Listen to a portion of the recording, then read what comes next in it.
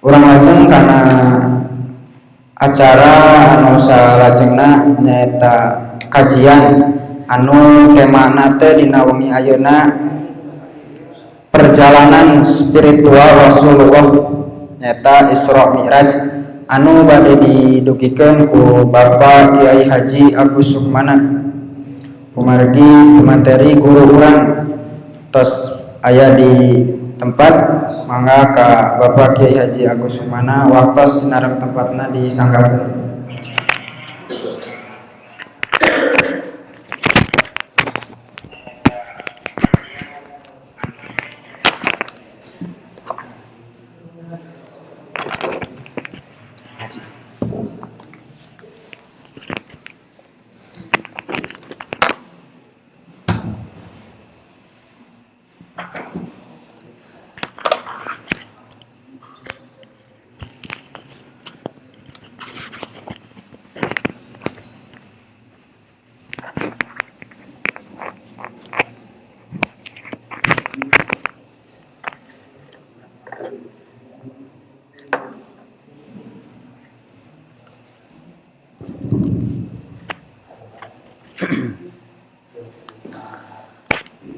Bismillahirrahmanirrahim.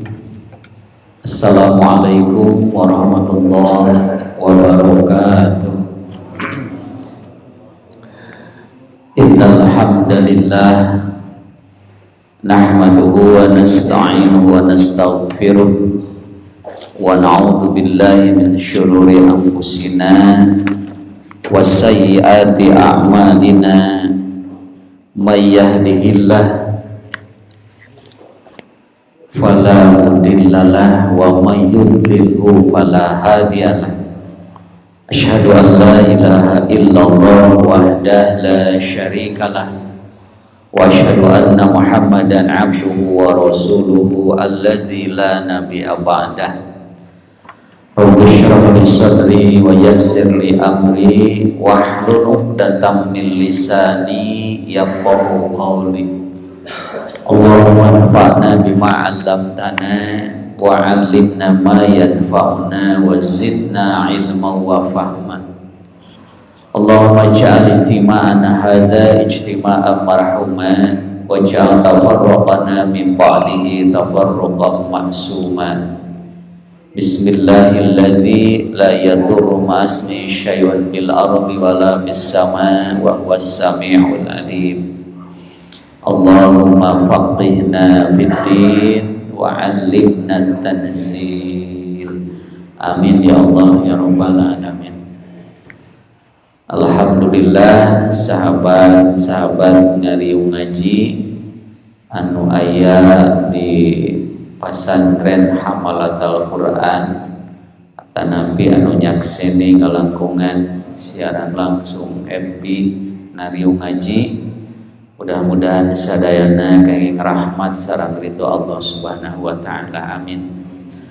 Wengi ieu urang tiasa dipaparin kasempatan, kasehatan, keimanan, keislaman dugi ka urang tiasa deui ngalaksanakeun tugas rutin urang ngariung ngaji namihan pangaweruh namihan kailmuan dina kaislaman. Mudah-mudahan sing janten catetan amal soleh kanggo urang sadayana. Amin ya Allah ya rabbal alamin. Tadi parantos didugikeun laporan ngeunaan perkembangan pembangunan Masjid Hamalatul Quran. Alhamdulillah ini sangat membanggakan, kalintang ngagumbirakeun perkembangan dari hari ke hari, minggu ke minggu. Ayeuna alhamdulillah peryogi ka uningan kusadayana perkembangan tos ampir rengse pondasi nya sarupina dinten ejing mah tiasa tuntas. Mudah-mudahan kalayan laporan donatur anu parantos lebet luar biasa langkung di 30 juta tadinya. Mudah-mudahan ieu sadayana sing digentosan boh dunya boh akhiratna sing janten catatan amal jariah sesuai sareng janji Rasulna, sesuai sareng nu dikawarin sareng dibiritkeun ku urang dina keterangan. Kalayan mudah-mudahan bidoa dorongan ti sadayana ya pembangunan sing teras dipaparinan kalancaran sesuai target urang tos tiasa nganggo dina sasi Ramadan tahun ayeuna. Amin ya Allah ya rabbal alamin. Jazakumullah khairan katsira. Allahumma shalli alaihim wa ala alihim. Amin ya Allah ya rabbal alamin. Sahabat-sahabat ngariung ngaji dina wengi ayeuna sakumaha tadi didugikeun urang nyobi ngobrolkeun patula patali sareng momentum Isra Mi'raj. Rupina urang ningali situasi pembahasan ieu urang bagi kana dua sesi, dua pertemuan. Margi Isra Mi'raj teh aya dua, aya Isra, aya Mi'raj. Ieu diabadikeun dina dua ayat, dina dua surat. Upami Isra diabadikan ku Allah dina surat Al-Isra, surat Bani Israil ayat 1. Upami Mi'raj diabadikan ku Allah dina surat An-Najm, surat An-Najm ayat 13 dugi ka 18. Memawi pengkajianana obrolanana rupina moal cekap ku sakali pertemuan, insyaallah satu kali pertemuan ini dan pertemuan yang akan datang pami Allah ngeresakeun urang kaji Mi'rajna ayeuna ku urang obrolkeun tentang Isra'na. Jadi satu peristiwa tapi diabadikan di dua tempat. Isra di surat Bani Israil, Mi'raj di surat An-Najm. Sahabat-sahabat sekalian, sebelum kita menginjak kepada kajian ayat yang mengabadikan peristiwa Isra dan Mi'raj, perlu juga kita ketahui latar belakang situasi sebelum terjadinya Isra dan Mi'raj. Sebagaimana kita ketahui bahwa perjuangan Rasulullah SAW dalam berdakwah itu dibagi dua. Pertama, periode Mekah itu selama 13 tahun. Yang kedua, periode Madinah selama kurang lebih 10 tahun. Jadi perjuangan dakwah Rasul itu 23 tahun. Tepatnya 22 tahun, 2 bulan, 22 hari. Maka biasa digenapkan menjadi 23 tahun. Nah, 23 tahun itu di Mekah 13 tahun, di Madinah 10 tahun. Nah, sejak awal dakwah Rasulullah SAW ini sudah tidak lepas dari gangguan, dari rintangan, mulai daripada bujukan, rayuan, diolok-olok, diala-ala, tapi ka dikakalakeun Kanjeng Nabi teh. Ketika satu peristiwa datang rombongan atau utusan dari kaum Quraisy datang ke Abu Thalib. Abu Thalib itu paman Rasulullah SAW yang paling luar biasa membela Rasulullah SAW. Maka mereka datang ke Abu Thalib menyampaikan, Abu Thalib, sampaikan kepada keponakanmu Muhammad, jika seandainya Muhammad menyampaikan Islam dengan tujuan ingin kaya raya, baik kami siap untuk membuat Muhammad kaya raya. Kita kumpulkan emas, kita kumpulkan perak, kita kumpulkan uang untuk dijadikan harta milik Muhammad supaya jadi kaya raya. Itu tawaran orang Quraisy. Yang kedua, Abu Thalib, sampaikan kepada keponakanmu, jika seandainya Muhammad berdakwah menyebarkan Islam dengan tujuan ingin jadi raja, ingin jadi penguasa, kami siap angkat Muhammad menjadi raja. Ini luar biasa tawarannya gitu. Bahkan Abu Thalib sampaikan ke ponakanmu, baterainya sampai noya ndak eta di pareman. Nah. Bahkan sampaikan kepada Muhammad Abu Thalib, seandainya Muhammad berdakwah dengan tujuan dan harapan ingin punya istri yang cantik, baik kita siapkan istri paling cantik, wanita paling cantik, jadikan permaisuri oleh Muhammad. Asal satu syarat, berhentilah menyebarkan agama sesat itu. Itu ajakan yang pertama disampaikan oleh mereka, diolok-olok, dibujuk, dirayu. Hayang duit, oke, disiapkan jadi orang paling kaya. Ingin jadi raja, kami angkat jadi raja. Ingin permaisuri cantik, disiapkan wanita tercantik. Tapi apa jawaban dari Rasulullah? Mang, upama tea mamaranehna mampu ngarawel panon poe, ditinihkeun kana pandangan abdi nu katuhu. Newak bulan ditinihkeun kana pandangan abdi nu kenca supados abdi eureun dakwah tinimang eureun kajen paragat nyawa abdi mang, gitu bahasan. Seandainya mereka mampu mengambil matahari disimpan di tangan kananku, bulan disimpan di tangan kiriku agar aku berhenti berdakwah, maka tidak ada kata pilihan kecuali aku maju terus berdakwah.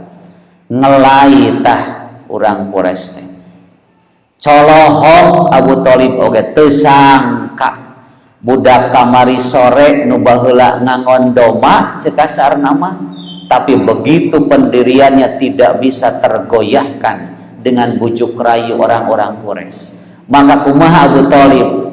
Muncul keyakinan ini pasti yang dibawa Muhammad adalah kebenaran. Maka Muhammad jangan berhenti, maju biar Amang di belakang membelamu. Itu Abu Thalib. Walaupun menurut riwayat sampai akhir hayatnya tidak sempat mengucapkan kalimat tauhid, tapi beliau adalah pembela yang luar biasa. Ini salah satu contoh bujuk rayu mereka. Setelah tidak bisa dibujuk dan dirayu, akhirnya gimana? Diintimidasi, diinterogasi umatnya. Sahabat-sahabat yang masuk Islam diintimidasi, diinterogasi. Ada yang namanya Bilal bin Rabah. Bilal bin Rabah seorang budak dibaringkan di tengah lapang padang pasir yang panas dari bawah, di bawah terik matahari, kemudian disimpan batu besar di atas badannya, dipukul supaya mengucapkan kembali kepada kekufuran. Tapi Bilal bin Rabah cukup mengacungkan tangan menunjukkan ahad, ahad, ahad, tidak bisa tergoyahkan. Daripada luntur kajen lebur jadi bubur. Allahu Akbar. Ada kisah lagi Ammar bin Yasir, satu keluarga, Ammar, Yasir dan keluarganya, sampai Rasulullah melihat Ammar diikat tangan kanannya, diikat kaki kanannya, kemudian diikatkan tali ke unta sebelah kanan. Panangan kenca, sampean kenca ditalikan karena onta di belah kenca, dicepret onta sina lumpat kedua arah. Allahu Akbar, badannya menjadi dua. Rasulullah hanya menangis dan mengatakan, sobron ala Yasirin fa inna ma'wakumul jannah. Sing sabar Yasir, sing sabar Ammar, pitempateun aranjeun di surga. Kenapa? Rasul belum punya kekuatan untuk melawan. Allahu Akbar. Ada kisah juga namanya seorang perempuan namanya Ummu Syarik. Bagaimana kekokohan keimanan Ummu Syarik? Dia menyatakan Islam tidak direstui oleh saudara-saudaranya. Saudara-saudaranya marah karena termasuk saudagar-saudagar Quraisy. Dibawalah Ummu Syarik ke tengah lapang, disiksa oleh kakak-kakaknya yang laki-laki. Dipaksa harus kembali menjadi kafir. Tapi subhanallah, ketika akidah sudah menancap, tauhid sudah terpatri, Ummu Syarik disiksa tuluy-tuluyan. Kalaka capek anu nyiksa, kalaka capek anu nyiksa, Atur nuhun jazakallahu khairan. Kala kacapen nu nyiksa anu akhirna ceuk lanceuk-lanceukna urang istirahat heula cenah euy na kumaha eta jelema teh dipaksa disiksa cenah balik deui kana kafir kalaka mugen lapor akhirna lanceuk-lanceukna ka sisi istirahat. Allah menunjukkan keajaiban luar biasa. Allah menunjukkan keajaiban di dekat Ummu Syarik ada sumur, maka subhanallah air dibawa oleh timba dari sumur itu disiramkan ke badan Ummu Syarik. Jag-jag belejag cenghar deui. Subhanallah. Nalika datang deui lanceuk-lanceukna kadinya, Ummu Syarik, di mana anjeun menang cai? Dijawab, ti Allah. Jawaban Ummu Syarik yang meyakinkan bahwa ini dari Allah membuat mereka ragu. Jangan-jangan apa yang diimani oleh Ummu Syarik itu benar. Karena tidak mungkin kejadian sampai begini kalau tidak ada kebenaran. Anu akhirna ragu-ragu, akhirna yakinlah kakak-kakaknya bahwa agama yang dibawa oleh Muhammad, yang dianut oleh Ummu Syarik adiknya itu kebenaran. Maka akhirnya kekuatan laki-laki bisa kalah oleh perempuan hanya dengan kekuatan tauhid. Ini beberapa contoh, beberapa riwayat bagaimana intimidasi, interogasi sampai penindasan, penganiayaan yang disampaikan kepada umat atau sahabat-sahabat Rasulullah Shallallahu Alaihi Wasallam. Nah, dalam perjalanan dakwahnya, selain ada penyiksaan, selain ada ancaman intimidasi, ada juga pemboikotan. Selama 3 tahun Muhammad dan keluarga dan sahabat diboikot, tidak boleh berhubungan dengan yang lain, sampai hampir-hampir terjadilah kematian. Allah menurunkan mukjizat. Allah menjadikan papan di Ka'bah yang menjadi pengumuman pemboikotan dimakan rayap. Yang tersisa hanya kalimah bismillah saja. Maka bubarlah pemboikotan. 3 tahun itu diboikot. Tidak cukup seperti itu, terus penekanan-penekanan sampai Rasulullah mencari kekuatan suaka politik dari Habsyi. Diutuslah Utsman bin Affan sampai berhasil masuk Islamlah Raja Habsyi, Hamzah dan Umar. Itu berhasil. Terus berjalan singkatnya di tahun ke-10 kenabian atau di tahun ke-10 setelah diangkat Nabi, terjadilah Amul Huzni. Amul Huzni itu tahun duka cita. Pada tahun yang sama meninggallah 2 tokoh pembela, yaitu istrinya Siti Khadijah dan pamannya Abu Thalib. Maka 2 kekuatan inilah yang sebetulnya membela Rasulullah. Maka ku Allah dikeresakan 2 nana ngantunkeun dina sataun dejeun tahun ke-10. Maka inilah yang membuka lebar keberanian orang Quraisy untuk terus lebih menekan kepada Rasulullah. Satu sisi Rasul tadi kantunkeun ku bojo nu satia, ku paman nu ngabela, kondisi down. Di sisi lain semakin ditekan oleh orang-orang Quraisy. Maka terjadilah hijrah yang kedua, yaitu beliau berangkat ke Taif, 65 kilo dari Mekah. Tidak 65 kilo ke mana? Ke Garut. Ke Garut naik onta, bayangkan. Mau naik mobil malah 2 jam 3 jam nyampe. Naik onta dalam kondisi perih, sakit, dalam kondisi capek dan sebagainya, harus mencari kekuatan dengan harapan di Taif banyak saudara-saudara dari ibunya Siti Aminah. Suganwe aya di Taif mada seueur wargi didukung. Subhanallah, apa yang terjadi? Datang ke Taif malah diudag-udag, dikejar-kejar oleh abid-abid yang disuruh oleh dunungannya, dibaledogan ku potongan besi, dibaledogan ku batu, sampai Rasulullah berlarian, lulumpatan, dikejar-kejar sampai Rasulullah sampai kepada satu pohon kurma, ngejoprak hana pentanggal kurma, muncul bahasa orang magis pasrah ya Allah kedah kumaha abdi ngajobrak dirinya kedah kumaha abdi kitu salah kieu lain eta semplek nincak semplak mangga Gusti abdi tos berupaya tapi kanyaan sapertos kieu maka sauri wayat turunlah malaikat Muhammad hayang dikumahakeun tu umat anjeun nu di Taif teh nu geus ngakaya anjeun teh hayang disiksa hayang dikumaha maka di dia ujian terberat Rasulullah menunjukkan kelasnya di saat sakit hati sakit badan perih luar biasa tapi yang keluar malah doa malaikat aku tidak rela umatku harus binasa aku diutus bukan jadi laknat tapi harus jadi rahmat maka aku hanya ingin berdoa Allahumma di qaumi fa innahum qaumun la ya'lamun ya Allah berilah petunjuk umatku karena mereka itu belum tahu.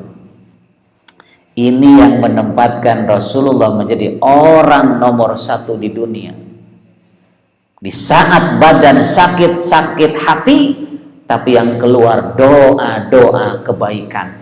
Ini yang disebut dengan itsar sikap rela berkorban demi orang lain. Ieu nu susah katurutan mah. Nu susah katurutan mah. Air tuba dibalas dengan air susu. Lamun air susu dibalas dengan air susu standar, adil tama. Tapi lamun air susu, air tuba dibalas dengan air susu itu luar biasa. Rasulullah dalam kondisi tertekan, dawan, sakit, bingung, serba salah ditawari akan dibinasakan orang yang membinasakannya keluar malah doa kebaikan bagi umatnya yang membinasakan. Allahu Akbar. Makanya bukan hanya orang Islam, orang non Islam pun menempatkan Muhammad orang nomor 1 di mana di dunia, tokoh paling berpengaruh di dunia. Subhanallah. Ini sekelumit bagaimana kondisi sebelum terjadinya Isra dan Mi'raj. Maka terjadilah 1 tahun sebelum hijrah. Kalau menurut riwayat yang satu itu terjadi di tanggal 17 Rabiul Awal.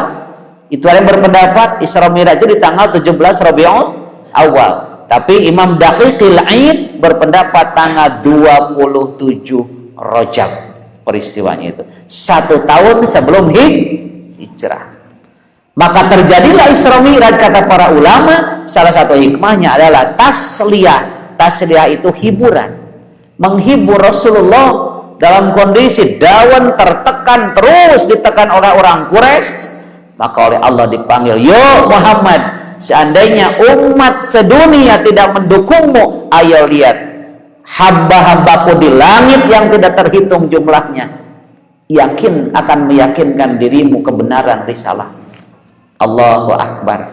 Bayangkan kerbingung kersusah diangkir kedunungan anu nitahna dihibur kedunungan ditingalikeun kahebat dunungan maka bakal jadi hiburan semakin meyakinkan kebenaran risalah Rasulullah dan semakin menambah keberanian dan kekuatan mental Rasulullah. Itu salah satu hikmahnya Isra sareng Mi'raj.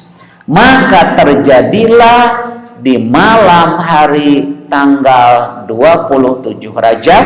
Ada yang berpendapat tanggal 17 Rabiul Awal. Wallahu a'lam. Ada 2 pendapat. Terjadilah yang namanya Isra Mi'raj. Apa itu Isra? Isra itu dari kata sara. Kemudian dijadikan wajan af'ala. Jadi asra. Asra yusri isra. Af'ala yuf'ilu if'al. Kalau saro berjalan malam, kalau asro memberjalankan. Kharaja keluar, upami akhraja ngaluarkeun. Ya, akhraja ngaluarkeun. Ieu mah wajana asro yusri isra. Bukan berjalan tapi jalankan, berarti ada yang memperjalankan, ada yang diperjalankan. Ini intinya yang harus diyakini. Maka peristiwa Isra oleh Allah diabadikan di surat Al-Isra ayat 1. Mangga nu nyana Qur'ana dibuka Qur'ana lewat aplikasi HP, mangga lewat aplikasina kurang-kurang aos ayatna. Bismillah.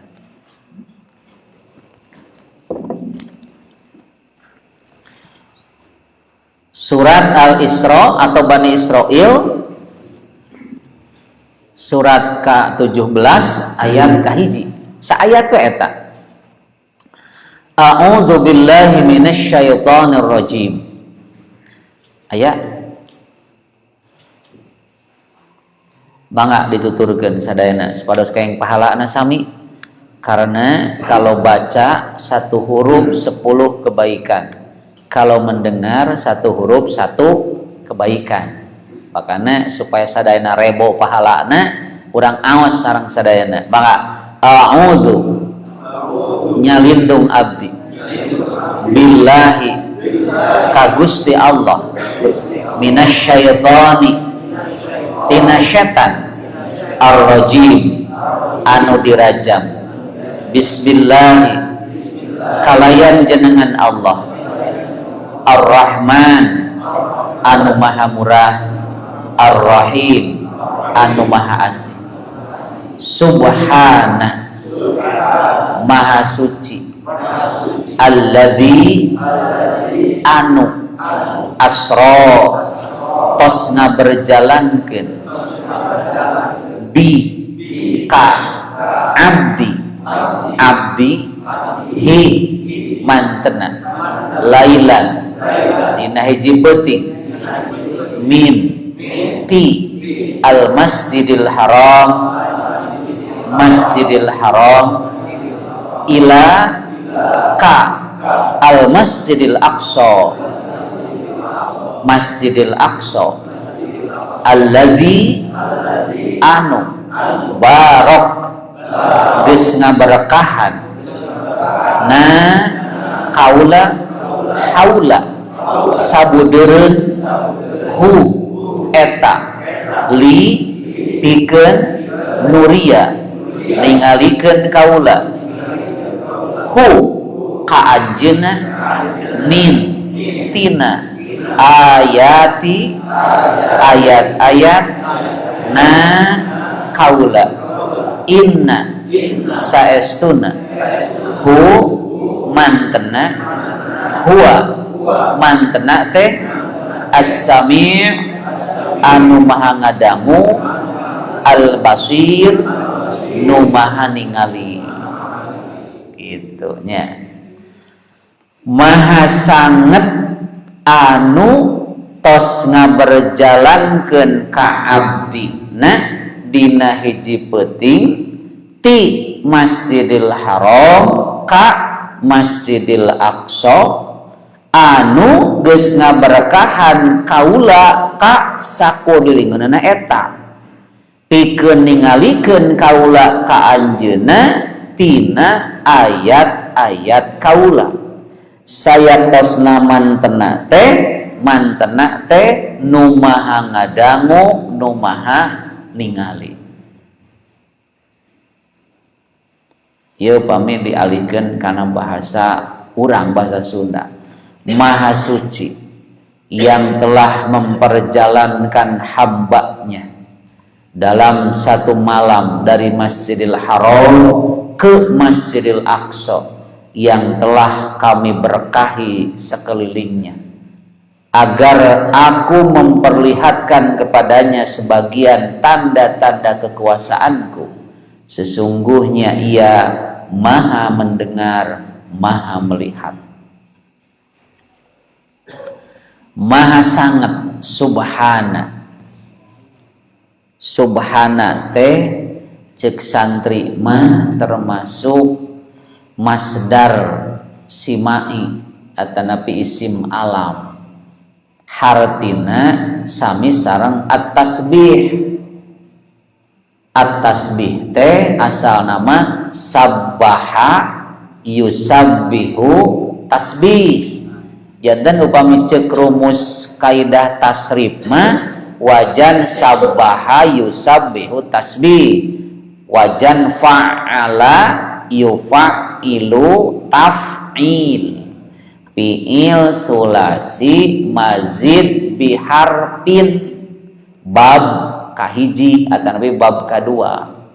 Fa'ala yufa'ilu taf'ilan. Bab kahijina af'ala yuf'ilu if'alan. Bab katiluna fa'ala yufa'ilu mufa'alatan. Arapal kene baheula tak keur sanawiyah geuning baheula nu hese ngarti da geuning harita. Eta teh ilmu tasrif. Eta teh masuknya fi'il sulasi mazid biharfin alias fi'il sulasi majid warna kahiji, 3 huruf ditambah sahuruf jumlah jamleh jadi 4. Asalna fa'ala ditambahan ain hiji jadi fa'ala. Ain dipikeun ganti ku tasydid jadi fa'ala yufa'ilu taf'ilan sabbaha yusabbihu tasbihan. Nah itu kaidah normal tasrif. Tapi ada yang lain dengan istilah masdar simai, kata yang sudah dari sonohnya gitu. Di antaranya subhana nu makna nama sami sareng tasbih nyucikeun, tapi geus aya ti dituna. Maka kalau kita belajar ilmu nahwu sorof, kita tunduk kepada apa yang sudah ada dalam Quran. Ulah Quran tunduk karena ilmu nahwu sorof, tapi ilmu nahwu sorof menyesuaikan karena Quran dan ciptakan ilmu alate untuk membantu memahami Quran gitu. Semacam misalnya ada kata masjid, sebetulnya secara kaidah sorof itu menyalahi. Dan normal nama sajada yasjudu sujudan fahuwa sajidun wa dzaka masjudun usjud la tasjud masjadun masjadun teteh. Tapi kulantaran tos dari sonohnya masjid, ya udah tunduk masjid we. Tong so apalkan ilmu sarok aduh bade ka masjid. Masjid talu kena Quran. Da bahasa mah kumaha urang dituna. Ieu nu disebut ieu naon ieu? Gelas. Gelasnya ceuk saha? Ceuk urang bawa ka Arab robah ngaran kub. Bawa ka Inggris the glass. Leres. Pasea seminar 2 poe 2 poting moal tamat-tamat da ceuk urang gelas. Cek itu kub, cek urang kulon the glass. Naon sababna? Bahasa mah kumaha nu boga. Kolot urang baheula sepakat nu kieu teh gelas. Kolot urang Arab kub, kolot urang Inggris the glass. Maka bawa ka Arab ngaranna kub, bawa ka Inggris the glass, bawa ka nunu gelas. Lumur. So cenah Ustad, lamun urang si duru hareupeun hawu make kursi leutik naon ngaranna? Jojodong. Bawa ka daerah wetan didingklik disebutna teh. Pasea 2 poe setengah damal tamat-tamat da ceuk barana kolot kuring nu kieu teh ngaran didingklik ceuk urang jojodong sia. Jojodog didingklik jojodog didik moal nyambung.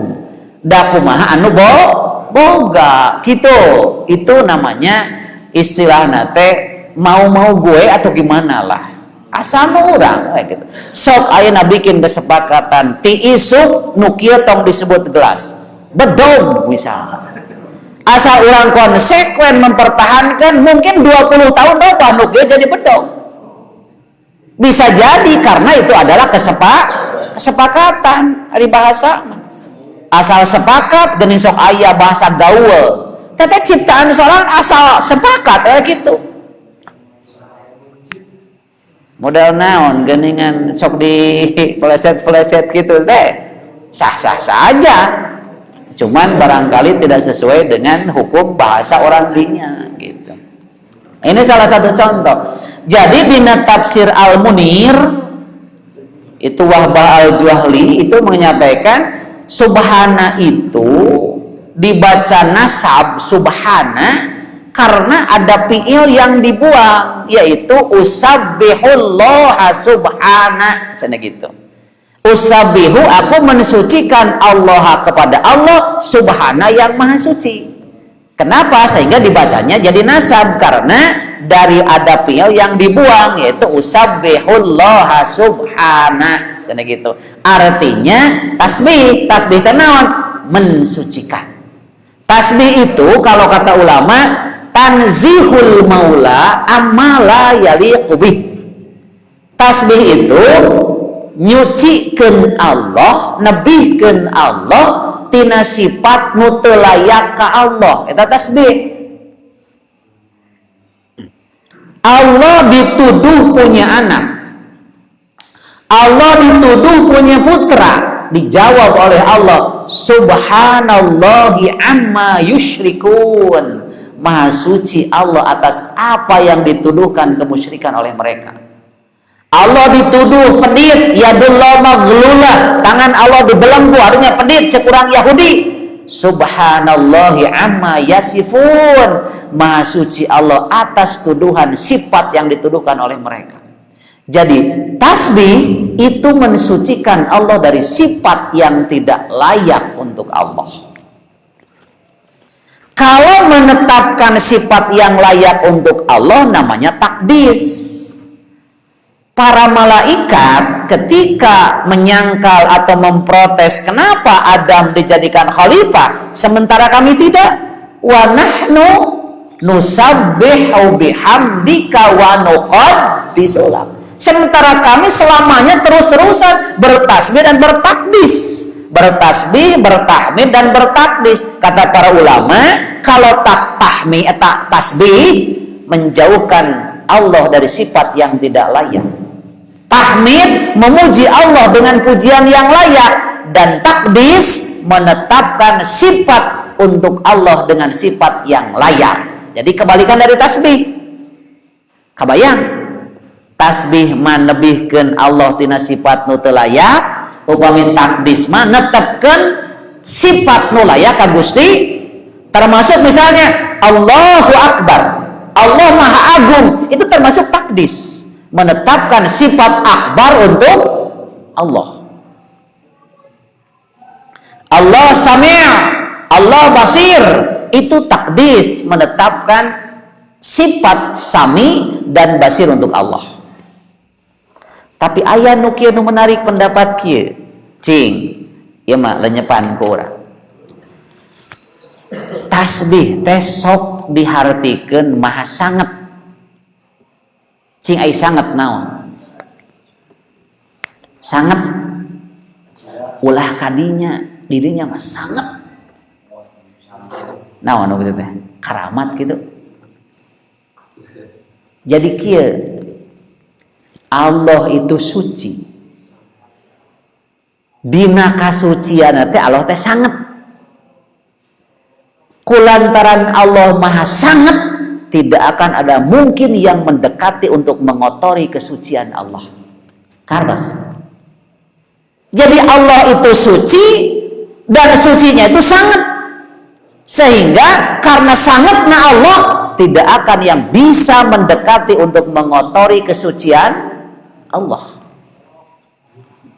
Maka sampai diterjemahkan maha suci, maha sanget. Kulantaran sanget, moal anu bisa ngadeukeutan ka Allah duke ngotoran karena sifat-sifat anu teu layak ka Gusti Allah. Itu maha sanget. Urang sok aya sepuh yang nerjemahkeunnya maha sanget atau maha suci. Sucinya Allah sanget, kulantaran sanget kesucian Allah tidak akan pernah ada yang mampu mengotorinya. Walaupun dituduh dengan apapun, ditolak dengan subhanallah. Tasbih. Sahabat-sahabat sekalian, pemiku urang dilegaan ieu masalah tasbih nya. Pemedilegaan masalah tasbih. Dalam Al-Qur'an itu kalimat tasbih itu lengkap. Ada fi'il madi, ada fi'il mudhari, ada fi'il amar, ada masdar. Fi'il madi contohnya sabbahalillahi ma fis samawati wa ma fil ard. Sabbah telah bertasbih lillahi kepada Allah ma fis samawati wa fil ard, seluruh apa yang ada di langit dan di bumi sudah bertasbih. Yang kedua fi'il mudhari yusabbihu lahu man fis samawati wa man fil ard. Yusabbihu fi'il mudhari keur nasbih jeung bakal terus-terusan nasbih ka Allah nu di pirang-pirang langit jeung di bumi. Berarti nu baheula ayeuna jeung bakal datang. Ditambah deui ku fi'il amar sabbihisma rabbikal a'la. Terus fasabbih bismi rabbikal azim. Itu mah dengan fi'il amar. Berarti fi'il madi ada, fi'il mudhari ada, fi'il amar ada. Ditambah lagi yang lebih penting adalah dengan masdar subhana. Inilah masdar. Sementara masdar mengandung makna itu tidak mengenal waktu. Masdar mah berarti singkat cerita seluruh yang di langit dan di bumi bertasbih kepada Allah sejak dulu sampai saat ini sampai selama-lamanya. Allahu Akbar. Bahkan dalam ayat yang dikatakan semua makhluk Allah bertasbih kepada Allah, walakin la tafqahuna tasbihahum, akan tetapi kalian tidak paham bagaimana tasbih mereka. Seluruh makhluk Allah bertasbih kepada Allah, cuman orang teu apal kumaha nasbihna batu, kumaha nasbihna jeruk, buat teuing urang nuang kurupuk ngaduruk-duk teh nasbih ka Allah, buat teuing urang ngagayem kacang nyakrakna teh nasbih ka Allah. Sebab ada kejadian Rasulullah SAW dengan Abu Bakar, dengan Umar, dengan Utsman, dengan Ali. Batu kerikil dipegang oleh Rasulullah. Terdengar suara tasbih diberikan ke Umar, Utsman sama seperti itu. Jadi ada keajaiban, kemujizatan itu kerikil di tangan Rasulullah itu bersuara, bertasbih. Allahu Akbar. Bahkan di saat lain mah Rasulullah lewat, ada dua orang lagi naik kuda, ngobrol di luhur kuda dua nana. Kata Rasulullah, sahabat, yuk pakai manfaatkan, tapi tong dipakai ngobrol. Kenapa? Rubba markubatin khairun indallah wa aktsaru dzikranillahi ta'ala min raqibiha. Betapa banyak nu ditumpahkan leuwih alus di hadapan Allah, leuwih loba dzikirna ka Allah tinimbang nu tumpakna. Betapa banyak kejadian yang ditunggangi lebih mulia di hadapan Allah dan lebih banyak zikirnya kepada Allah dibanding dengan yang menungganginya. Berarti loba kana zikir munding daripada tukang, loba kana zikir kuda tinimbang tukang, loba kana zikir motor tinimbang tukang. Bener gitu. Cing sok lenyepan. Ari motor maju heula disada heula. Sing bener ngajawab teh. Disada maju, maju disada. Disada kakara maju. Laras itu. Adakah motor maju heula kakara disada? Ada motor butut. Dijongklokeun cekes disadana teh. Laras itu. Jadi motor sebelum maju sudah bertasbih kepada Allah. Ari urang iraha tasbih heula atawa naik heula? Naik heula urang. Ke geus ti dagor poho can ngadoa, kakara ngadoa. Pertanyaan kedua, ari motor keur maju jempe disada? Disada? Ari urang keur numpak motor disada jempe? Geus sakitu oge cukup. Maka kata Rasulullah betapa banyak yang ditunggangi lebih banyak dikir kepada Allah daripada numpakanana. Dah bener atuh. Saja jalan da motor-motor repeh, tapi urang repeh iraha ganeng. Lamun aya ngomongkeun batur. Kakara ganeng. Pertanyaan katilu, jam sabaraha aya hayam jago kongkorongo? Tuh. Jam 3. Di manakah kita waktu itu? Lamun aya di daerah Tongeret jam sabaraha disada Tongeret? Jam 5 nya setengah genep. Di mana urang teh jam sakitu? Lamun dibanding jeung keterangan tadi rumasa urang teh aya makhluk disebut pangmulyana, zikir mah leuwih loba makhluk anu sejen. Aya jadi bahan renungan. Jadi bahan renungan buat kita. Bahkan satu lagi riwayat Rasulullah melewati 2 makam. Apa makam? Kuburan. Ketika sampai di kuburan 2 kuburan tadi, Rasulullah berhenti. Kata Rasulullah, sahabat diam sebentar. Ini 2 ahli kubur lagi disiksa. Ini salah satu keistimewaan Rasulullah, mampu mendengar, mengetahui apa yang terjadi di alam kubur itu. Kata Rasulullah, ini 2 ahli kubur lagi disiksa. Dan masalahnya tidak besar sih. Yang pertama karena tidak hati-hati dalam bersuci. Kadek kan? Tidak hati-hati bersuci, bukakan lawang mobil, war. Rungkun satik, war. Hati-hati tak. Tesapelek tina al-baul, tapi menjadikan siksa kubur. Kenapa bisa begitu? Karena ketika tidak hati-hati bersuci, najis menempel di bawah sholat tekaci. Ketika sholat tekaci, amal yang lain pun tekaci. Nah, ini harus hati-hati. Numawi masalah toharoh itu harus betul-betul diperhatikan. Yang kedua, karena ini orangnya suka mengadu domba. Datang ka kidul ngagogoreng urang kaler, datang ka kaler ngagogoreng urang kidul. Pasnya urang kidul jeung urang kaler keprok ti kajauhan. Aya nu kitu. Pangbejakeun kedaguan di alam kubur gitu sia. Disiksa nu kitu patutna. Nah, kata Rasulullah, ini yang disiksa ini 2 masalah. Satu, tidak hati-hati dalam bersuci, dan kedua, mengadu domba.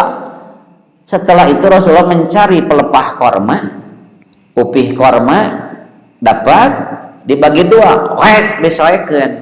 Nu sabelah ditancepkeun di makam nu hiji, nu sabelah ditancepkeun di makam nu hiji deui. Setelah itu Rasulullah mengatakan begini, mudah-mudahan ahli kubur ini diringankan siksanya selama upih korma ini masih basah. Tahu sakitu? Mudah-mudahan pangeusi kubur ieu diringankeun siksana salila upih korma ieu baseuh, titik. Weh, matan hadis mah. Para pensyarah hadis termasuk dalam syarah Imam Muslim itu di sarahan hadis aya 2 versi. Satu versi mengatakan kenapa Rasul mengatakan akan diringankan siksa ahli kubur selama upih korma ini masih basah, karena upih korma masih basah mungkin bertasbih kepada Allah, dan ahli kubur diringankan siksanya karena tasbihna upih korma. Numawi lamun diemutan dihargaan keneh upih korma nu sok nasbeh daripada jelema utara nasbeh. Numawi upami telepat punten Mang Ajengan kantos nyarios saurna makam Mang Ajengan Cibulakan, makam Mang tong dikored. Wallahu a'lam anjeun. Tong dikoredkeun sina ngaje jembrung cenah dukati dinya gitu. Jadi bertasbih kepada Allah membuat ahli kuburnya diringankan siksa. Tapi versi kedua yang menansarahkan kieu, itu diringankan siksa bukan ku upih kormana, tapi oleh doa Rasulullah. Berarti ini mah khususia untuk Rasul. Urang mah teu make jeung ngagugubug upih korma sagala, doakeun weh gitu. Kartos. Maka tong aneh ketika ada orang yang berkeyakinan datang ke makam membawa air, membawa bunga, diawur-awur bungana, kucuran kucai, meureun ti dieu boga keyakinanana sugan we nasbeh, meureun. Ari cenah urang tada ngagugubug gemang heumereun urang manu kadua dalin ku upihna diringankeun siksana teh ku doa oleh Rasulna, maka kita doakan saja. Mau datang ke makam lebih bagus, ketika lewat juga berdoa bagus, dari rumah jangan berhenti berdoa gitu. Kumaha cenah Pak Ustaz lamun jarah sok kudu jarah mah ngan rek naon jarah rek ngaduakeun lain menta ulah tibalik ma abdi teh bade nikah doakeun kumaha atunya ceuk mah teh ari sia doakeun mah aing cenah gitu. Jadi datang ke sana itu dua, satu mendoakan ahli kubur, dua orang apa? Mengambil ibrah pelajaran bahwa kita pun akan seperti itu. Maka doa nage assalamualaikum ahlad diyar minal muslimin wal muslimat wa inna insyaallahu bikumul lahiqun. Kami pun insya Allah akan mengikuti kalian. Jadi dengan berjarah itu akan mengingatkan kematian. Bagus, harus itu jarah.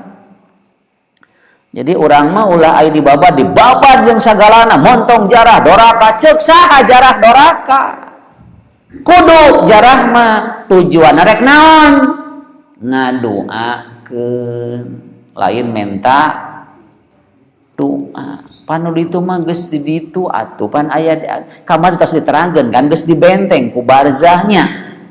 Urang nu ngiriman ka ditu ku doana ke urang doakeun gitu. Tah eta rada menyimpang deui nya. Jadi sampai pelepah kurma pun menurut versi yang pertama itu bertasbih kepada Allah. Tinggal pertanyaannya di mana posisi kita? Apakah kita sebagai makhluk paling mulia dianggap paling banyak bertasbihnya? Paling banyak berzikirnya atau mulia teh daharna wungkul? Domba teu nasbeh wajar da barang hakana ge jukut.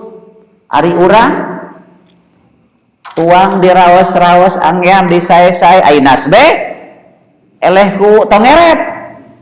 Eleh ku hayam.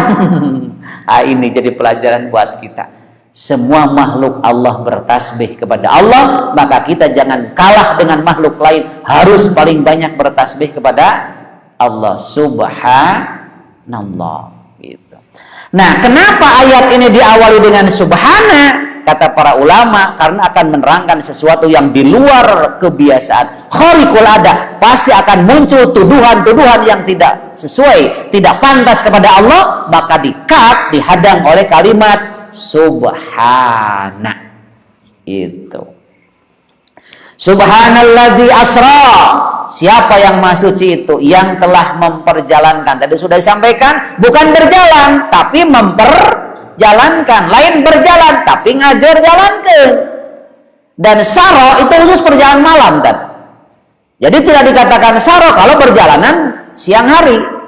Khusus saro mah perjalanan malam. Maka perjalanan Isra Mi'raj di malam hari gitu. Nah berjalankan saha nu diberjalankan bi'abdihi ka abdi. Nah saha nu dimaksud? Rasulullah Muhammad sallallahu alaihi wasallam. Upami aya sireum reum ti mana imani ti maruyung. Nah bisa ka maruyung sagala. Tadi teh tukang ojek nempel dina baju tukang ojek, ujang ojek ka beuceum maruyung bari ka dieu ayeuna geus di dieu deui kuring. Kira-kira mungkin moal? Mungkin. Sabab anu leumpang mah lain sireum. Tapi saha? Ojek. Maka Rasul selalu mengatakan lailata usriya, malam aku di Isra'kan. Kenapa? Yang memperjalankan siapa? Allah. Rasul hanya diberjalankan, berarti yang berkuasa adalah Allah. Ketika Allah yang berkuasa, tidak ada yang mustahil terjadi. Itu makanya harus dicatat, Rasulullah adalah objek yang diberjalankan, Allah yang memperjalankan. Asra bi abdi. Kedua, abdun. Satu, kata abdun menunjukkan kenapa tidak birasuli, Kenapa tidak binabiyi? Kenapa tidak Muhammad? Yang dipanggil adalah bi'abdi. Nah, ini kata para ulama, Rasul, Nabi itu ditunjuk oleh Allah, bukan hasil usaha. Tapi abdun adalah pengabdian. Berarti Muhammad diisrokan karena ada nilai bagus dari pengabdiannya kepada Allah. Tadi kan terus diterangkan 10 tahun di Mekah berjuang terus-terusan sampai dia dawan harus bagaimana, diangkatlah oleh Allah. Dari mana? Prestasi pengabdiannya. Apa riwayat Khidir sama Nabi Musa? Tidak disebut Rasul, tidak disebut Nabi, tapi bi'abdin, abdun. Seolah-olah yang dinilai lebih bagus adalah abdun. Kenapa? Karena nilai pengabdian. Kita kan diciptakan untuk mengabdi. Maka yang dianggap lebih ada pengabdian. Rasul itu bukan pengabdian, tapi ditunjuk oleh Allah. Maka yang diberangkatkan atas nama bi'abdihi. Itu makna asra bi'abdi. Kedua, abdun itu menunjukkan bahwa Isra dan Mi'raj bukan mimpi, bukan hanya ruh, tapi ruh dengan jasadnya. Karena abdun bukan hanya ruh saja. Abdun mah aya roh, aya jasad, aya rohani, aya jasmani. Ketika jasmani ditinggalkan ku rohani, ku roh bugang ngaranna. Ketika roh ninggalkan jasad, ririwa disebutna. Abdun mah perpaduan antara ruh dan jasad, rohani dan jasmani. Berarti Isra Mi'raj bukan mimpi, bukan ruh saja, tapi perpaduan ruh dan jasad. Sepakat mayoritas ulama seperti itu. Ada pendapat yang beda. Satu Siti Aisyah, yang kedua riwayat Muawiyah. Kalau Muawiyah mengatakan bahwa Rasul itu apa namanya? Rasul Isra Mi'raj itu ruhnya saja. Mimpi kata Muawiyah mah. Tapi ditolak riwayat Muawiyah. Kenapa? Peristiwa Isra Mi'raj Muawiyah masih kafir, belum masuk Islam. Yang kedua Siti Aisyah mengatakan Rasul Isra Mi'raj itu dengan ruhnya saja. Ditolak riwayat Siti Aisyah karena saat Isra Mi'raj Aisyah masih kecil. Kan tahun ke-10 setahun sebelum hijrah Siti Aisyah paling usia 6 tahun. Karena ketika 6 tahun bersatu dengan Rasul di Madinah usia 9 tahun. Maka ditolak katanya riwayat Aisyah dan Muawiyah dengan catatan Muawiyah waktu itu belum Islam, sedangkan Aisyah masih kecil. Maka kebanyakan riwayat mengatakan abdun menunjukkan bahwa Isra Mi'raj bukan hanya ruh, bukan hanya mimpi, tapi ruh dengan jasmaninya diangkir-lingih ku Allah. Kalaulah mimpi, mual protes orang Quraisy gitu. Da mimpi mah bebas atuh. Nya, mimpi mah bebas. Ustaz tos di mana ti Amerika, iraha peuting, nah bisa kitu ngimpi. Hosok sinjong-jong ngimpi mah. Teu dilarang. Ngan lamun di Amerika peuting tadi naik kapal terbang, tanya boga duit sabaraha. Jam sabaraha ti ditu asa piraku gitu. Tapi mimpi maka kenapa orang Quraisy bebeakan terpercaya? Sebab mereka menganggap bahwa Isra Mi'raj bukan mimpi, tapi nyata ruh dan jasad Rasul nu diangkir dina Isra sareng Mi'raj. Inilah kalimat bi'abdi maknanya.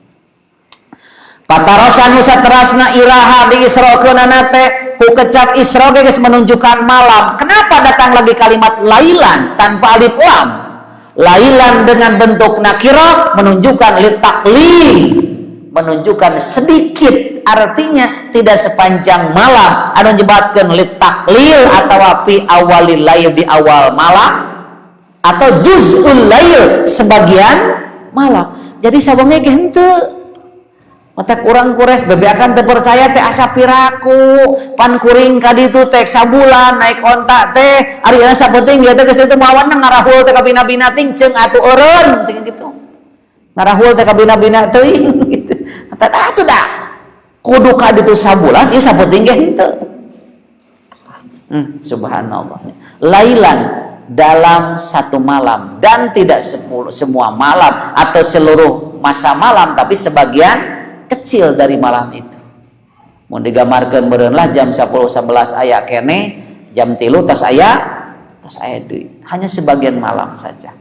Di mana dibarjakan? Minal Masjidil Haram. Di Masjidil Haram tayy. Ada dua riwayat. Satu riwayat mengatakan aku sedang tidur di rumah Ummu Hani bin Abi Thalib, sepupu Rasulullah. Ada yang mengatakan aku dihijir di Masjidil Haram. Sehingga ada yang mengatakan begini, sekali mimpi di Ummi Hani, nyatanya berangkat dari Masjidil Haram. Gitu. Ada yang mengatakan begini, Masjidil Haram teh baheula teh lain bangunan siga ayeuna. Masjidil Haram teh adalah Ka'bah, kemudian ada halaman seputar Ka'bah, di pinggirnya rumah-rumah penduduk. Itulah Masjidil Haram waktu itu. Maka ketika berangkat dari rumah penduduk dekat Masjidil Haram, mendekat Ka'bah, itu juga namanya Masjidil Haram, tidak bertentangan. Tetap namanya dari Masjidil Haram. Itu ada yang mengkompromikan seperti itu. Jadi ti bumi Ummu Hani mah mimpi, nyata dijemput ku Buraq mah di Masjidil Haram, nyata ti Ka'bah gitu. Wallahu a'lam. Ya, ada beberapa riwayat seperti itu.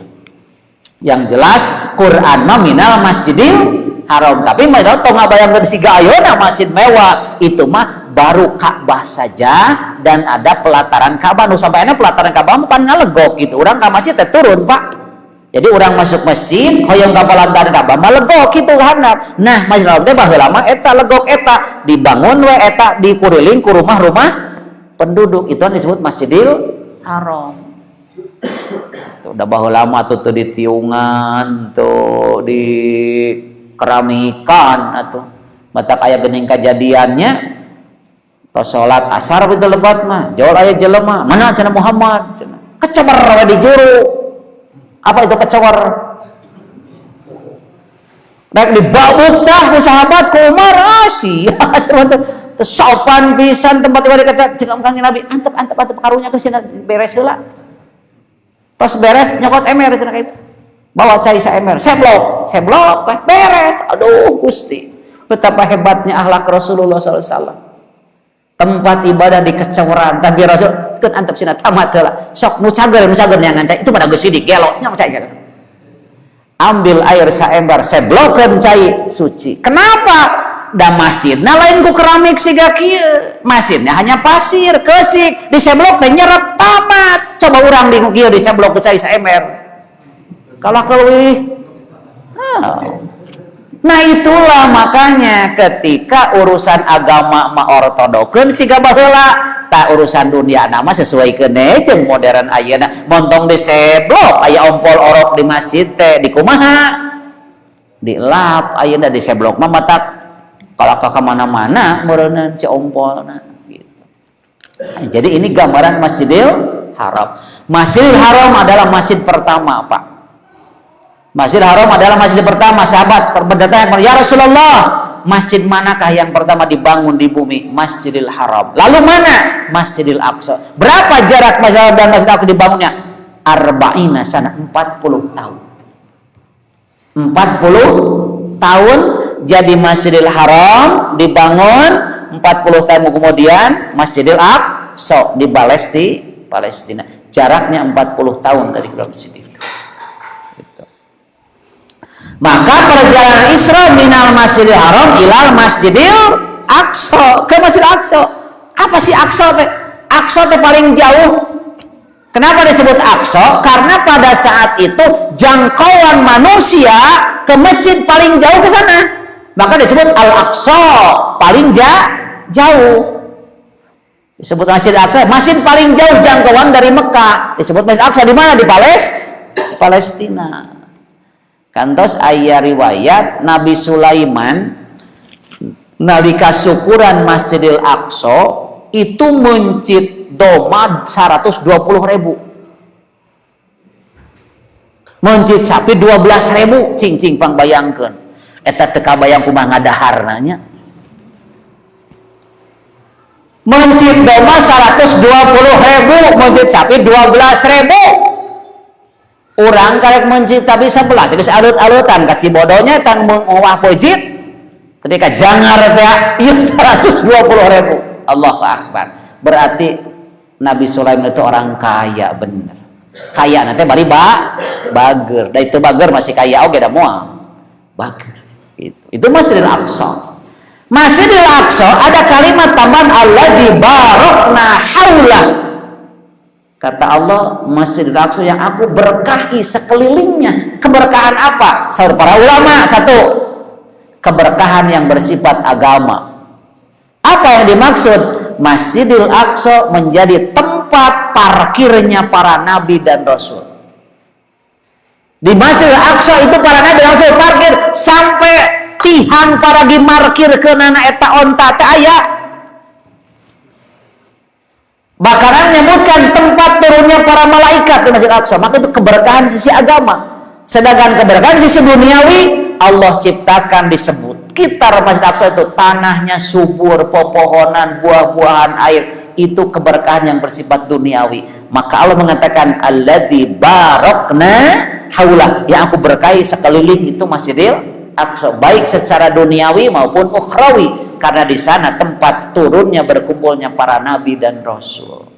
Maka peristiwa Isra pun dari Masjidil Haram ke Masjidil Aqsa, di Masjidil Aqsa Rasulullah bertemu dengan para nabi dan rasul yang telah tiada. Apakah roh atau jasad? Wallahu a'lam. Itu. Wallahu a'lam. Maka ada hadis yang mengatakan begini, supaya langsung kelihatan dari prosesnya. Kata Rasulullah, baina ana fil Masjidil Haram, ketika atau di saat aku sedang di Masjidil Haram, fil hijr, di hijr indal bait. Hijr apa hijr? Hijr Ismail. Hijr Ismail teh kan kieu, ieu Ka'bah. Nah, sebelahnya ada pondasi sapotong. Tadi sebutnya hijr Ismail. Tadi bangun ku Ismail ngan teu kebat ngabangunna, maka dianggap masuk ke hijr Ismail sama dengan masuk ke dalam Ka'bah. Maka ketika tawaf tidak boleh masuk ke sana karena tidak menjadikan batal tawafna. Tawafna kudu kaluar teh hijr Ismail. Jadi ieu Ka'bah aya tembok dah sakieu teh teh pondasi cenah kengeng Ismail bari damel bangunan tapi teu kabujeng akhirna we didinya tah masuk ke area eta teh sami sareng masuk ka Ka'bah. Itu hijir. Kata Rasulullah, ketika aku di Masjidil Haram di hijir indal baitnya tadi dinya gitu. Bainan naim wal yaqzah, antara tidur dan sadar, katakan Nabi. Bainan naim antara tidur wal yaqzah dan sadar. Id atani Jibril bi buraq. Saat itu datanglah Jibril dengan buraq. Buraq teh tina barkun kilat. Buraq kilat. Naon buraq teh aya dina hadis Muslim nu sanes. Ieu saur Kanjeng Nabi. Uti itu aku didatangi bil buraq, dengan buraq. Dibawa oleh malaikat Jibril. Wa huwa jeung eta buraq teh dabatun, binatang tunggangan, hewan tunggangan, abyadu putih. Warna teh bodas. Tunggangan warna bodas. Paukol himar, saluhureun himar, wadunal bikol sahanapeun keledai. Saluhureun himar sahanapeun keledai ageungna teh yadau hafirahu, nempatkeun hafirahu teh talapak cokorna, dampal cokorna, nempatkeun dampal sukuna cokorna inda muntaha tarfi, di tempat satungtung deuleuna. Kabayang teu? Jadi ngalengkah teh di mana dia memandang, maka di akhir pandangannya lah kakinya menginjak. Jadi ngalengkah teh satungtung deuleuna. Moal patika bayang datu namina ge mujizat atuh. Ieu mah keur ngabayangkeun betapa cepatnya karena memang langkahnya itu setungtung pandangannya. Kata Rasulullah SAW. Qala Rasul mengatakan parokim tuhu, nya numpak kaula kana eta buraq hatta ata itu sampai datang kaula Baitul Maqdis ka Baitul Maqdis. Ini Isra. Dari Masjidil Haram ke Baitul Maqdis naik buruk itu. Tapi kade aya nu ngagamarkeun ingin bagi sarabeleun buruk teh kaluhurna sirah istri geulis ka tukangna kuda teuing ti mana nu kitu patut mah nyesatkeun eta berarti keterangan nu penting mah buruk mah cenah saluhureun himar sahanapeun keledai warnana bodas naleumpangna ngalengkah satungtung deuleuhna bawina keterangan nu sanes mah aya lamun nanyak si cokorna teh ngajangkung monokan lamun durugtug ngajangkungan jadi datar we karaosna teh salamina kitu nanyak teh moal nanyak kitu kakina tah mendekan jadi rata lamun durugtug moal mudun kakina ngajangkungan tetapi rata kitu dina hadis nu sanes sareng Nabi gitu buruk teh gitu qala parobatuhu karang jeung Nabi parobatu nya nyangcang kaula kana eta nyangcang naon buruk teh di mana tadina tempat panyangcangan para nabi sareng rasul itulah salah satu keberkahan yang bersifat ukhrawi di sana tempat berterminalnya para nabi dan rasul gitu. Bil halaqatil lati yarbatu bil anbiya dina tihang anu dipake ku nyangcangna para nabi sebelum Rasulullah SAW. Qala nyarios di Kanjeng Nabi summa dakhaltu tuluy asub kaula al masjid ka masjid masuk ka Baitul Maqdis ka masjid eta Aqsa pasalla itu bi rakaatain maka aku salat di sana 2 rakaat di mana teh di Masjidil Aqsa summa kharajtu tuluy keluar kaula dina hadis nu sanes mah aya kalimat kieu hadis Muslim keneh pahamam tuhum nyang imaman kaula ka aranjeuna ngimaman salat janten para nabi rasul teh jadi makmum kangjengna janten imam bakal dia tulisannya menyebutkan didorong kangjeng nabi teh nepi warang kapayun gitu ku malaikat Jibril teh kapayun janten imam jadi lamun silih dorong teh aya teh dituna sing goreng jadi imam mangga akang mangga ayi teh dituna teh silih hormat gitu jadi kangjeng nabi teh sareng malaikat Jibril dorong imam maka saur kangjeng Nabi pamam tuhum yang imaman kaula ka mana palama parabtu minas salat nya nalika geus rengse tina salat qala qail aya nu nyarios teu disebutkeun sahasana ada yang mengatakan begini ya Muhammad wahai Muhammad hada Malik ini Malik tenan sahibun nar penjaga neraka jadi aya malaikat Malik pasallim alaih cek nu nyarios tadi teh salam ka anjeunna maka kuma pal tapat tu cenah kaula teh ngareret ilahi ka anjeunna nu ditunjuk teh malaikat Malik teh pabadaani bisalam lalu anjeunna nu ngawitan salam ka kaula Allahu akbar rengse salat ngimaman aya nu nyarios teh disebutkeun sahasana bisa wae Jibril mungkin tuh itu cenah malaikat Malik penjaga neraka teh sok salam ka anjeunna barang ngareret cenah kaula ka anjeunna mayunan salam tah malaikat Malik Allahu akbar malaikat mayunan salam begitu terhormatnya posisi Rasulullah sallallahu alaihi wasallam itu peristiwa Isra itu masih di Masjidil Aqsa aya deui nu tadi riwayat nu tadi naraskeun nu tadi hadis nu tadi saat salat 2 rakaat summa kharajtu tuluy kaluar kaula fajaani Jibril nya datang ka kaula Jibril bi ina'in min khamrin dengan membawa wadah arak wa ina'in min labanin jeung wadah tina wadah susu jadi Jibril teh nyanak 2 gelas we lah kitu nya 2 bekong duka naon ari teh menda cacan gelas 2 wadah 1 arak 1 susu gitu maka satos kitu fakhtartul laban maka aku pilih susu saur kanjeng Nabi teh faqala Jibril maka Jibril berkata ikhtartal fitrah tepat salira tos milih fitrah summa kharaja bina ila sama barulah kami naik ke langit satos eta nah Isra mah dugi ka dinya Isra mah dugi ka Masjidil Aqsa sampai Rasul ditawari 1 gelas arak dan 1 gelas susu Rasul milih susu kata malaikat Jibril tepat salira milih fitrah kesucian. Ini pelajaran buat kita. 1, ketika Rasul Isra dari Masjidil Aqsa, Masjidil Haram, Masjidil Aqsa. Berarti perjalanan Isra Mi'raj adalah antar masjid ke masjid. Dari tempat termulia ke tempat yang termulia. Dari Masjidil Haram, masjid pertama, ke Masjidil Aqsa, masjid kedua. Yang kedua, ketika Rasul masuk masjid mengimami para nabi dan Rasul, ini jelas Sayyidul Mursalin, tuannya para Rasul betul di sana. Kemuliaan Nabi Rasulullah SAW di atas atau dibanding dengan nabi-nabi yang lain. Dan yang ketiga, menjadi imam menunjukkan bahwa semua nabi Rasul satu paket visi dan misinya, membawa tauhid dinul Islam, dan itu salat menandakan bahwa semua satu paket misi jeung visi nanti. Matak lamun urang salat tong loba pilihan, tong imam kasih eta, nah saya beda tara kunut. Sieu entong sok kunut, entong dipilihan gitu.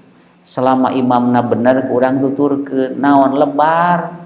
Sorangan maka jeung alus oge da sadarajat, tapi berjamaah mah 27 darajat. Usahakeun mun bisa mah di mana-mana di tempat-tempat teh berjamaah. Dugikan Rasul makan gitu. Rasul salat subuh jadi nyimpang kadinya. Salat tos beres salat anu ngajentul di ditu. Ai manehna teu salat, atos di rompok, lain sodaqoh ari maneh. Sodaqoh kumaha? Milu berjamaah gitu. Keur maneh mah sunat, keur kami mah wajib. Berarti boleh anu salat sunat ngamum ka imam anu wajib. Sok maneh gitu lamun geus salat oge milu. Bahkan hiji kajadian mah kantos. Kumaha cek lagi Nabi? Sanerek sodaqoh. Naon Kangjeng Nabi? Tuh baturan si itu salat. Teteh sodako, nah mungkin sodako. Apan tadi narek sadarajat di baturan berjamaah jadi 27. Ku penting-pentingna berjamaah. Salat can diwajibkeun tapi Rasul sudah salat berjamaah sareng para nabi.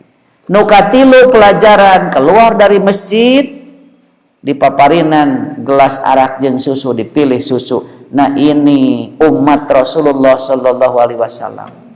Cacak Rasul milih susunya loba we umatna nu ideg. Komo lamun Rasul milih arak surak weuna si eta. Cacak Rasul milih susu tapi masih banyak umatnya yang resep kana arak. Punten, susu mah ceuk malaikat Jibril asabtal fitrah, tepat yang kau pilih adalah fitrah kesucian, karena susu adalah lambang kesucian, lambang kemurnian. Arak mah lambang kebusukan. Punten, lambang kebusukan. Da mah jadi arak can buruk mah. Anggur seger diperes antepkeun 2 bulan setengah mah. Arak. Tong waka anggur lah peuyeum ketan cenah. Peuyeum ketan raoset saminggu kaduana geus 2 bulan setengah mah. Weureum. Lah tong peuyeum ketan kezo. Apalah kezo? Kezo pulen teh sapoe kaduana jadi kejo poe geus 3 minggu setengah mah arak teh. Sabab kumaha cenah Nabi? Kullu muskirin khamrun, tiap nu ngaweureugkeun arak, wa kullu khamrin haram, tiap arak haram. Maka siruhu haram, faqalilu haram, nu lobana haram saeutikna ge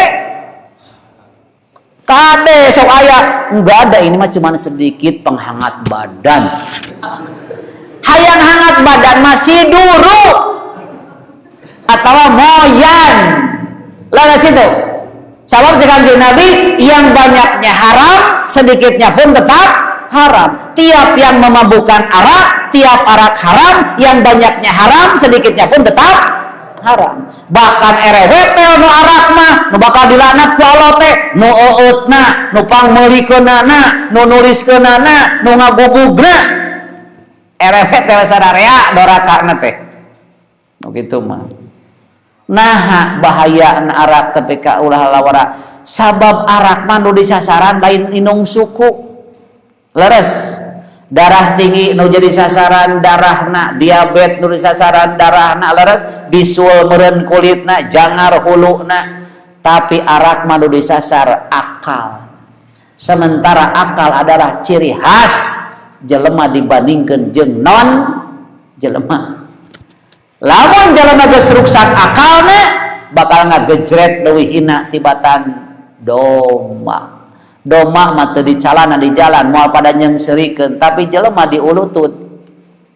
Naon sababna? Sabab akal nu ngajadikeun jelema mulia ruksak akal ngagejret leuwih hina tibatan sato. Ieu anu jadi sasaran kaum muda hati-hati.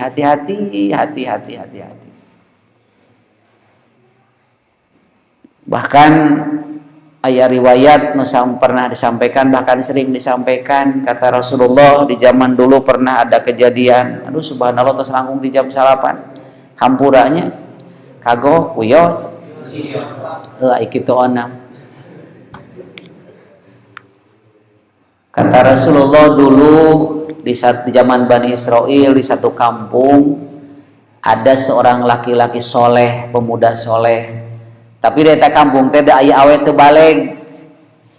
Awet teu bener we lah gitu. Sing horeng tos selami si awewe teh hayang ngarugrugkeun kaimanan si lalaki ngan teu daek wae diajak teh. Akhirna sampai satu saat lalaki eta ngalangkung ka payunan bobina, ngajorowok ta si awewe teh cenah tina imahna teh tulung. Si lalaki teh bingung ditulungan kumaha teu ditulungan kumaha da ieu mah jelema kitu cenah. Leos, boga tali tulung, alah bingung cenah si lalaki teh ditulungan kumaha teu kumaha, anu akhirna kumaha